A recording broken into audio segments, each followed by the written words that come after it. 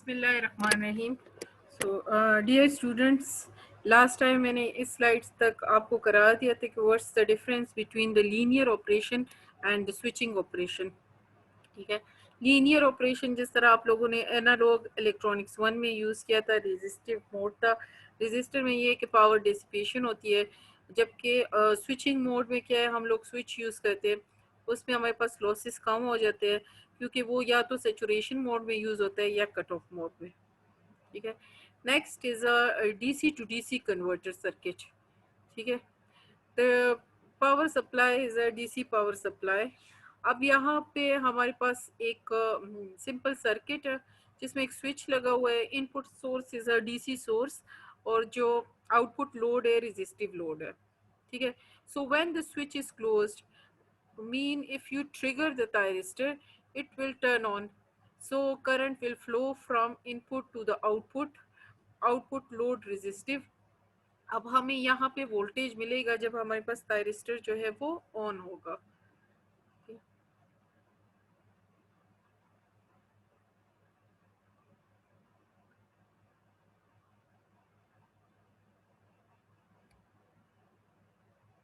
मतलब अगर current path देख ले तो यहाँ से यू फ्लो करेगा, इधर आएगा। ठीक है, तो हमें आउटपुट वोल्टेज भी मिलेगा करंट। अब लोड हमारे पास रेजिस्टिव है, तो हमें पता है कि for resistive circuit the phase difference between the current and the voltage is zero. So जो करंट का वेव फॉर्म होगा वही हमारे पास आउटपुट वोल्टेज का वेव फॉर्म होगा। तो यहाँ पे देख ले कि स्विच आप कोई भी यूज कर सकते हैं, थायरिस्टर, मॉसफेट या बीजेटी। तीनों में ये है जो कंट्रोल रेक्टिफायर है, जब बेस पे ट्रिगर करेंगे तभी हमारे पास आउटपुट जो है वो वोल्टेज मिलेगा। अदरवाइज अगर बेस पे सिग्नल नहीं होगा तो ये ऑफ होगा, output voltage will be zero.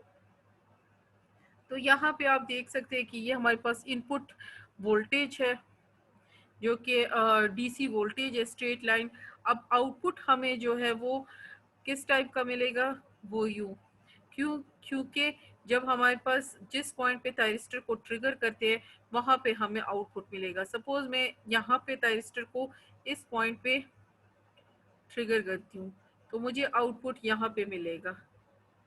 ठीक है, और जब तक ये थायरिस्टर ऑन होगा तो हमें आउटपुट मिलेगा। जब थायरिस्टर ऑफ होगा तो हमारे पास आउटपुट जो है वो जीरो होगा। ठीक है, उसके बाद दोबारा ऑन होगा, ये हमारे पास ऑन टाइम है। ठीक है, और ये दूसरा जो है हमारे पास ऑफ टाइम है। ठीक है, टोटल टाइम क्या है, on time plus of time divide on time divided by on time plus of time. सही है, तो हमारे पास रेजिस्टिव लोड है तो करंट के लिए भी वेव फॉर्म वही होगा जो वोल्टेज के लिए होगा, दोनों इन फेज होंगे। अब सेकंड केस, अगर सपोज हमारे पास लोड जो है जिस तरह पावर इलेक्ट्रॉनिक्स 1 में ये वही है, आपने पढ़ा हुआ है। अगर लोड हमारे पास आर एल लोड है, रेजिस्टेंस प्लस इंडक्टर, तो उस केस में क्या होता है कि रेजिस्टिव में तो सिर्फ पावर डेसिपेट होती है, जबकि इंडक्टिव के केस में हमारे पास एनर्जी स्टोर होती है। तो जब थायरिस्टर को ट्रिगर करेंगे तो the input current will flow from the input to the output. तो यहाँ पे इंडक्टर जो है एनर्जी स्टोर कर लेगा इन फॉर्म ऑफ करंट।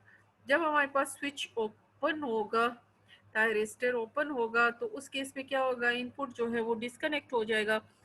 जो एनर्जी इंडक्टर ने स्टोर की है वो उसको रिलीज करेगा। अब इंडक्टर की प्रॉपर्टी है कि जिस डायरेक्शन में वो करंट को स्टोर करते हैं उसी डायरेक्शन में पावर को डेसिपेट करता है।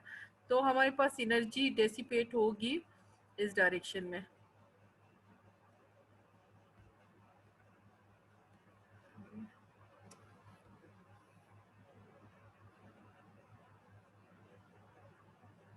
यहाँ पे हमारे पास एनर्जी जो है वो डेसिपेट होगी, ठीक है, इसी डायरेक्शन में और थ्रू फ्री व्हील डायोड। तो अगर हमारे पास आर एल लोड है तो उसमें फिर हमारे पास ज़रूरत होती है फ्री व्हील डायोड की, क्योंकि हमें एक पाथ चाहिए जिसके थ्रू ये एनर्जी रिलीज कर सके। तो अब यहाँ पे वेव फॉर्म आप देख ले, जो हमारे पास वेव फॉर्म है उसमें क्या है, हमारे पास input source is a DC. तो इनपुट सोर्स जब थायरिस्टर ट्रिगर होगा तो हमें आउटपुट वोल्टेज मिलेगा। जो ऑरेंज लाइन है वो आउटपुट वोल्टेज को शो कर रहा है। अब करंट का क्या है, जब इंडक्टर ये थायरिस्टर ऑन है उस वक्त इंडक्टर जो है वो चार्ज हो रहा है, तो करंट जो है वो चार्जिंग मोड में है। ठीक है,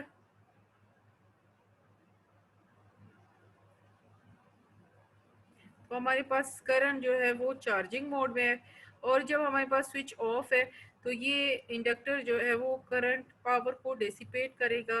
ठीक है, तो ये हमारे पास करंट जो है वो डिक्रीज होगा, उसके बाद दोबारा थायरिस्टर ऑन होगा तो करंट इंक्रीज होगा, जब थायरिस्टर ऑफ हो तो करंट डिक्रीज होगा। तो ये वेवफॉर्म आरएल लोड के लिए है, जबकि रेजिस्टिव लोड के लिए दोनों जो है वो इन फेज होते हैं।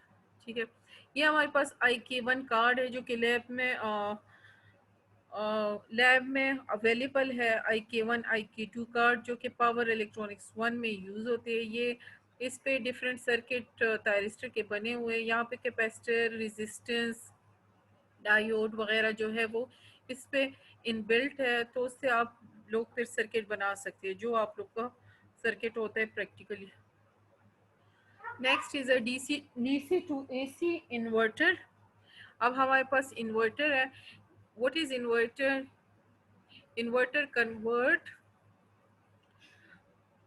convert from a fixed DC input voltage into a variable frequency and voltage AC output voltage।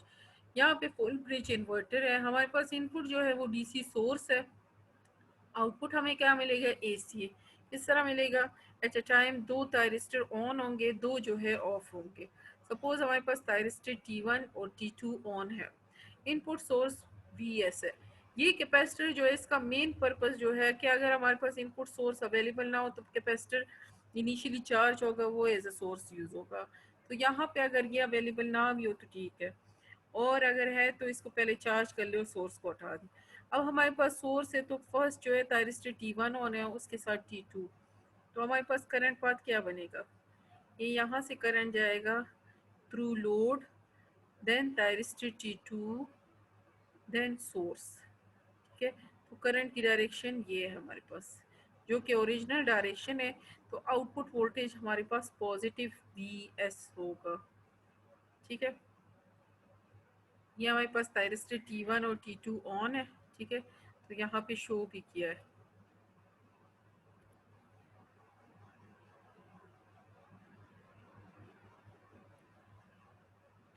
When thyristor T1 and T2 on, यहाँ पे उल्टा शो किया हुआ है। ठीक है, जब थायरिस्टर T1 T2 ऑन है तो हमारे पास करंट पाथ ये ब्लू लाइन शो कर रहा है। ठीक है, और करंट की डायरेक्शन जो है वो ओरिजिनल डायरेक्शन में है। ठीक है, यहाँ पे जब हमारे पास अल्टरनेट T3 और T4 ऑन है तब करंट की डायरेक्शन क्या है? ऑपोजिट डायरेक्शन यू फ्लो कर रहा है, तो वो हमारे पास -V0 होगा। ठीक है, तो फर्स्ट करंट जो है वो चार्ज होगा इंडक्टर और सेकंड में डिस्चार्ज होगा। तो यहाँ पे देख ले कि जब T1 और T2 ऑन है, T1 एंड T2 ऑन है, तो आउटपुट वोल्टेज हमारे पास V0 पॉजिटिव VS मिल रहा है। ठीक है, जब हमारे पास T3 एंड T4 ऑन है, T3 एंड T4, तो हमारे पास जो इंडक्टर है वो एनर्जी रिलीज कर रहा है। ये देखो करंट जो है वो डिके हो रहा है और हमारे पास आउटपुट वोल्टेज जो है वो नेगेटिव मिल रहा है। ठीक है, इस केस में करंट राइज हो रहा है, इस केस में करंट जो है वो डिके हो रहा है और आउटपुट वोल्टेज भी नेगेटिव है। यहाँ पे सिंपल एक सीरीज हाइब्रिड इलेक्ट्रिक कार्ड की एग्जांपल है कि हमारे पास IC इंजन है, जनरेटर है। ठीक है, जनरेटर है, हमने क्या लगा लिया है? रेक्टिफायर लगा लिया है, तो AC को DC में कन्वर्ट करते हैं, यहाँ पे बैटरी में स्टोर होगा। उसके बाद इन्वर्टर लगा है जो कि DC को AC में कन्वर्ट करते हैं, और यहाँ पे एक हमारे पास माइक्रो ग्रिड हो गया, या मोटर लगा ले जो कि मोटर को मतलब रन करता है। यहाँ इनपुट जो है वो mechanical power transform to electrical power, ये सर्किट जो है मैकेनिकल पावर को इलेक्ट्रिकल पावर में ट्रांसफॉर्म करता है।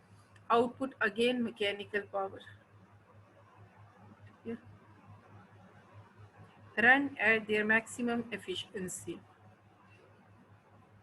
अब यहाँ पे भी एक हाइब्रिड पावर सिस्टम की एग्जांपल है जिसमें हमारे पास 3 फेज जनरेटर है, मतलब हाइब्रिड सिस्टम है जिसमें हम विंड भी यूज़ करें एज अ सोर्स और सोलर भी यूज़ करें। हमें पता है कि विंड से हमें एसी पावर मिलता है, जबकि सोलर से हमें डीसी मिलता है। ये सोलर पैनल है, विंड के साथ हम 3 फेज जनरेटर लगा ले, उसके बाद जो हम एसी मिल रहा है वो 3 फेज एसी है, ठीक है। या तो 3 फेज एसी को डायरेक्ट यूज कर ले, या 3 फेज एसी को सिंगल फेज एसी में कन्वर्ट कर ले। जिस तरह होम अप्लायंसेज जो है वो उसको सिंगल फेज चाहिए, तो उन्होंने क्या किया, 3 फेज एसी को पहले डीसी में कन्वर्ट किया, डीसी को ट्रांसमिट किया, उसके बाद लोड साइड पे डीसी को सिंगल फेज एसी में कन्वर्ट करके जो होम अप्लायंसेज है 250 वोल्ट 50 हर्ट्स उसको प्रोवाइड किया हुआ है। दूसरी साइड पे ये है कि अगर 3 फेज एसी को आप डीसी में कन्वर्ट कर ले तो उसमें को बैटरी डिफरेंट बैटरी में स्टोर भी कर सकते हैं, जिस तरह यहाँ पे 12 वोल्ट बैटरी 3 लगी हुई है उसमें स्टोर भी कर सकते हैं। सेकेंड साइड जो सेकेंड सोर्स है हमारे पास सोलर है, ठीक है। सोलर में ये है कि हमारे पास इनपुट जो है वो फिर डीसी होता है, ठीक है। यहाँ पे सोलर पैनल है, ठीक है, उसका जो आउटपुट आ रहा है वो डीसी है। वो डीसी डायरेक्ट या तो बैटरी के साथ लगा ले, ठीक है, बैटरी में स्टोर कर ले, या जो है डीसी को सिंगल फेज एसी में कन्वर्ट करके होम अप्लायंसेस को प्रोवाइड कर ले, ठीक है। इसमें हमारे पास यूज़ होते हैं स्टैटिक स्विच, जो कि स्टैटिक स्विच ये हम यूपीएस में यूज़ करते हैं। ये मैं आपको पढ़ाऊंगी चैप्टर 14 में, जिसमें UPS AC power supply use हो रहा है। इसका जो मेन है कि मतलब 2 टाइप के कनेक्शन दिखाए हुए हैं, मेन 1 मेन 2। मेन 1 में के जो हमारे पास वापडा है, ठीक है, ये वाला मेन जो है हमारे पास वापडा है, ये भी हमारे पास वापडा है। अब वापडा को या तो डायरेक्ट होम अप्लायंसेस के साथ कनेक्ट कर ले, ठीक है, जिस तरह हमारे पास घरों में 2 कनेक्शन होते हैं, या तो डायरेक्ट कनेक्शन होता है लोड के साथ, और दूसरी साइड पे हम लोग लगा लेते हैं यूपीएस। यूपीएस में क्या होता है कि एक रेक्टिफायर होता है जो कि एसी को डीसी में कन्वर्ट करता है, उसके बाद बैटरी लगी होती है जो कि डीसी को स्टोर करता है, एक इन्वर्टर लगा होता है जो डीसी को एसी में कन्वर्ट करता है, ये आइसोलेटिंग ट्रांसफार्मर है जो कि इनपुट को आउटपुट से आइसोलेट करता है। ये सारा मैं आपको डिटेल में पढ़ाऊंगी चैप्टर 14 में। उसके बाद ये स्विच है और यहाँ पे लोड लगा हुआ है। इस स्विच का जो है मेन पर्पस ये है कि अगर हमारे पास वापडा अवेलेबल है तो स्विच की पोजीशन ये होगी, अगर लाइट चली जाती है वापडा डिस्कनेक्ट हो जाता है तो स्विच की पोजीशन जो है यूपीएस की तरफ हो जाएगी। रूट मीन स्क्वायर ये जो है वो वैसे ही सिंपल एक्सप्लेन किया हुआ है कि रूट मीन स्क्वायर का मेन पर्पस क्या होता है, किस तरह निकालते हैं, वो आपको आता होगा, ठीक है।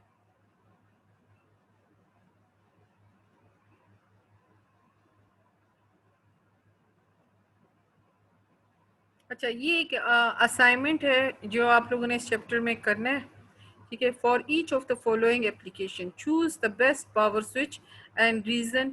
क्योंकि मैंने आपको स्विचेस का बता दिया है, ठीक है, टेबल भी गिवन है कि अगर आपको हाई पावर रेटिंग चाहिए तो कौन सा स्विच यूज कर सकते हैं, और अगर फ्रीक्वेंसी हाई चाहिए तो उसमें कौन सा स्विच। तो ये 2-3 एग्जांपल है, उसमें आपने सिर्फ स्विच का बताना है कि इसमें हम कौन सा स्विच हमारे पास सुटेबल होगा। तो ये असाइनमेंट, ये फर्स्ट असाइनमेंट है, ठीक है, जो आप लोगों ने करनी है।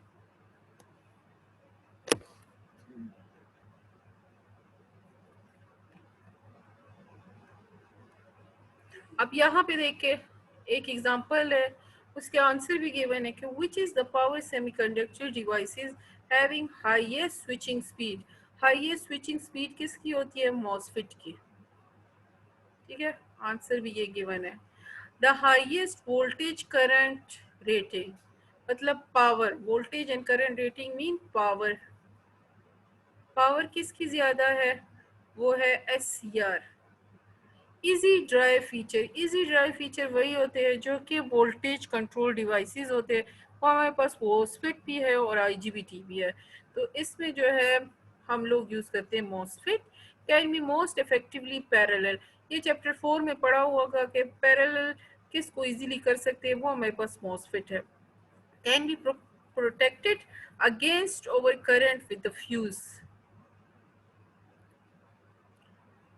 सो प्रोटेक्शन किस में इजी है, वो है एस सी आर, ठीक है। Gate turn off capability, GTO, with the regenerative feature, कि मतलब इन्वर्टर में भी यूज कर सकते हैं क्योंकि इसको टर्न ऑफ कर सकते हैं, तो वो है GTO।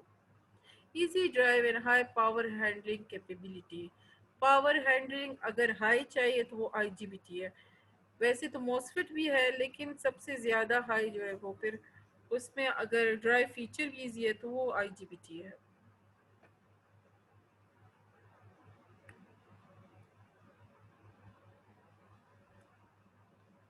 अच्छा, point to no, note, remember and memorise. Transistor, transistor में कौन कौन है?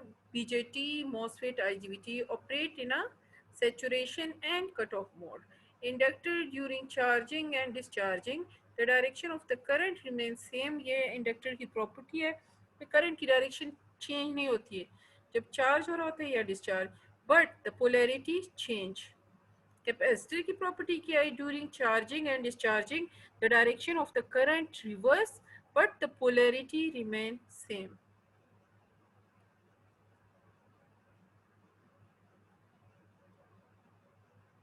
अब यहाँ पे क्या है, हमने ये बताना है, मतलब इनपुट और आउटपुट को चेक करके कि यहाँ पे हमारे पास स्विच यूज हो रहा है या लीनियर डिवाइस।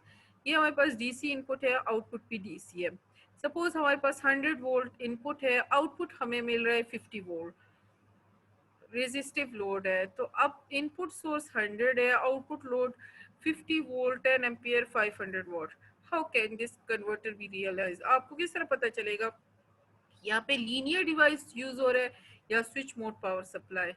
तो उसमें ये है कि हाफ लॉसेस तो यहाँ पे हो रहे हैं, इट मीन्स कि यहाँ पे रेजिस्टेंस यूज हो रहा है, तो लीनियर डिवाइस है। ठीक है।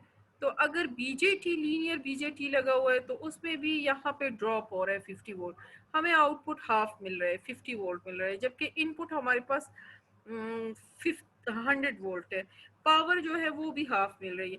अगर हमारे पास स्विच मोड पावर सप्लाई होता तो यहाँ पे हमारे पास जो है वो 1000 वॉट आते, मतलब या 1000 या 980 वॉट तक, क्योंकि उसमें ड्रॉप जो है वो मिनिमम होता है।